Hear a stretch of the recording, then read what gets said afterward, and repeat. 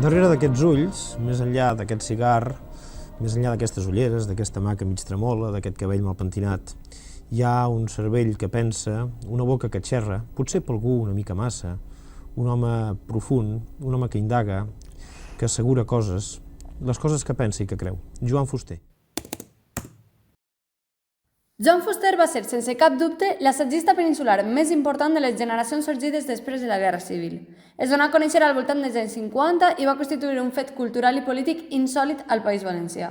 Aconseguí triomfar dins i fora d'aquest territori escrivint un munt de papers i versos on plantejava temàtiques relacionades no sols amb els caràcters sociopolítics o culturals, sinó també amb la reflexió humanística i moral pertinent.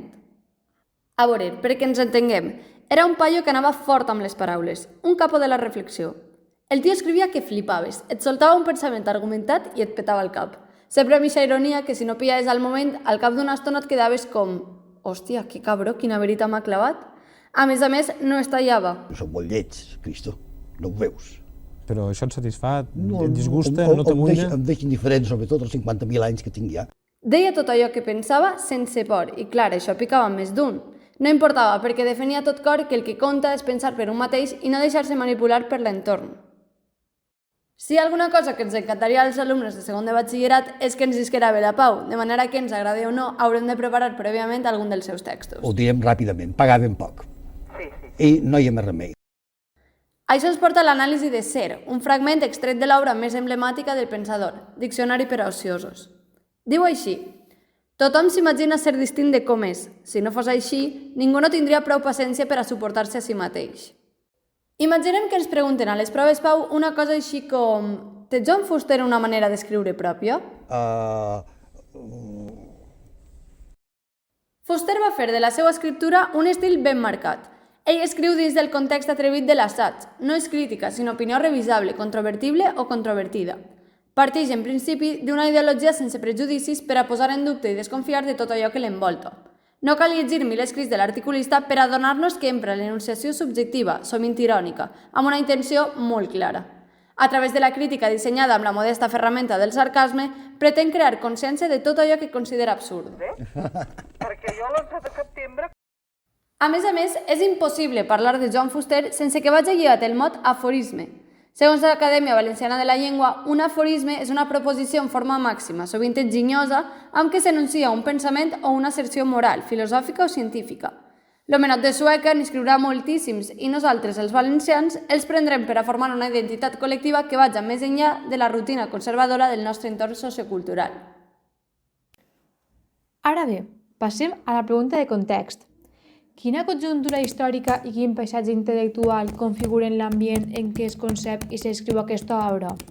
Sí, ja ho sé, sona una pregunta una mica llarga, però no és per a tant.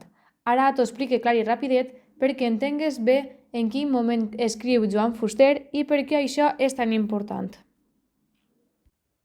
Per entendre l'obra de Joan Fuster hem de situar-nos en la dècada dels 60, cap al final del franquisme. Estem en plena etapa del desarrollisme, quan el règim, després d'anys d'aïllament i autarquia, comença a obrir-se un poc cap a l'exterior per tal de sobreviure. Aquesta obertura permet certes coses, com premis literaris o publicacions, però sempre amb censura. El català, això sí, seguia exclòs de les escoles i dels àmbits oficials, i tampoc hi havia un públic lector format en valencià, cosa que dificultava moltíssim la difusió de la nostra literatura. Malgrat això, en els cercles intel·lectuals, sobretot universitaris, començà a moure's un pensament més crític, més valencià, més arrelat. I és justament en aquest context que apareix Joan Fuster, que amb els altres valencians del 1962 marca un abans i un després, posant damunt la taula un discurs nacionalista valencià modern. 2 anys després, el 1964 publica Diccionari per a ociosos, una obra que reflecteix molt bé aquest moment de canvi. Vivíem encara sota control polític, però també començava a sorgir una nova inquietud per recuperar la identitat i el paper dels valencians dins del món català i europeu. Fuster no escriu en llibertat. El seu discurs naix en un context de resistència i de compromís. És un intent de fer cultura amb les eines que tenia, però amb una enorme capacitat de transformar. O ara o mai.